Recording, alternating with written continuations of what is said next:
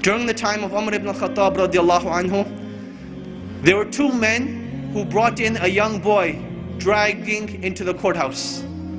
So Umar ibn al-Khattab radiallahu anhu, he asks him, what is this? What is going on? Why are you dragging him into the courthouse? They say, this boy, he killed our father. Umar ibn al-Khattab, he asks him, did you really kill their father?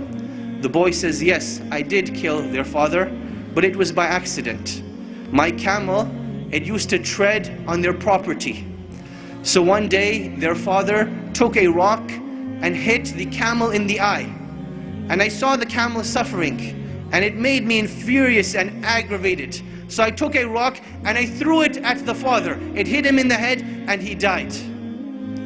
So Umar ibn al-Khattab radiallahu anhu, he asks the two brothers, will you forgive this young boy for this accident?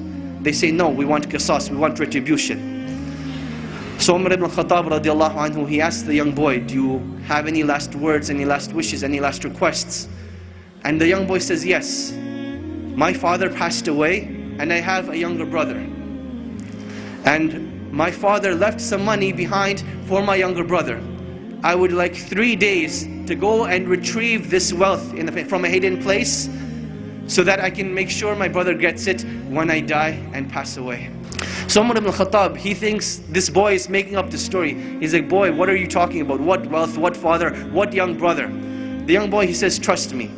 Umar ibn al-Khattab, he says, okay, I will trust you, but find a guarantor for you. Someone who will guarantee that you will come back. The young boy, he looks around, there's a packed courthouse. Will someone not help me today? And everyone, as the boy's looking around, they turn their face away, they turn their faces down. No one wants to help this boy. Then from the back of the courthouse, a hand raises up. Whose hand is it? Abu Dhar al-Ghifari radiallahu anhu, the noble and illustrious companion who gave da'wah to so many of the tribes. He says, I will be the guarantor of this boy. Now understand what it means to be the guarantor. Meaning that if this boy does not come back, it is the head of Abu Dhar al-Ghifari radiallahu anhu that will be chopped off, that he will be killed. Abu Dhar al-Ghifari, he says, I will be the guarantor. So the boy goes away. The first day goes by, the boy is nowhere to be seen. The second day goes by, the boy is still nowhere to be seen. Asr time comes on the third day. The two brothers go to Abu Dhar al-Ghifari radiallahu anhu, and they say, come with us to the courthouse. It is time. Abu Dhar al-Ghifari radiallahu anhu says, I will come to the courthouse, but the day does not end until Maghrib. So now Abu Dhar al-Ghifari is walking through Medina with these two brothers. They're going to the courthouse. And the people of Medina are following behind them, all getting to the courthouse to see what is going to happen. It is now the talk of the town. You can imagine, minutes are going by, the courthouse is filling up, the anxiety is building up.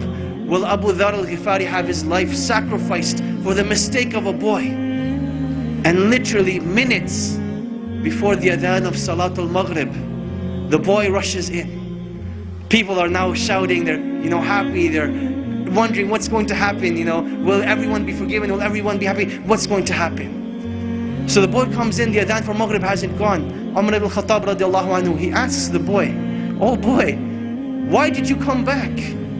I did not send a spy behind you, I did not send anyone to follow you. What made you come back? He said that I did not want anyone to say that a Muslim gave his word and did not fulfill it. So I came back. Umar ibn al-Khattab, he turns to Abu Dhar and he says, oh Abu Dhar, what made you want to be the guarantor of this boy?